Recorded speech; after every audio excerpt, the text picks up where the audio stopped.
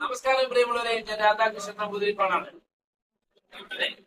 ഇത് ഞങ്ങളെ നിലമ്പൂർ സ്നേഹാലയം അല്ലെങ്കിൽ പാഞ്ചജന്യം ട്രസ്റ്റിന്റെ ഒരു ഒഫീഷ്യൽ ആയിട്ടുള്ള ഒരു മീറ്റിംഗിന് ഞങ്ങൾ അറ്റൻഡ് ചെയ്യാൻ വന്നതാണ്. അങ്ങനെ ഒരിത്തിരി സമയം കിട്ടിയപ്പോ നേരെ ആലപ്പുഴ ഞങ്ങളിവിടെ വന്നിരിക്കുകയാണ്. കായലൊക്കെ കണ്ടു. അതിമനോഹരമായ സ്ഥലമാണ്. നിങ്ങൾ ആരും കണ്ടില്ലെങ്കിലേ എല്ലാവരും വരണം.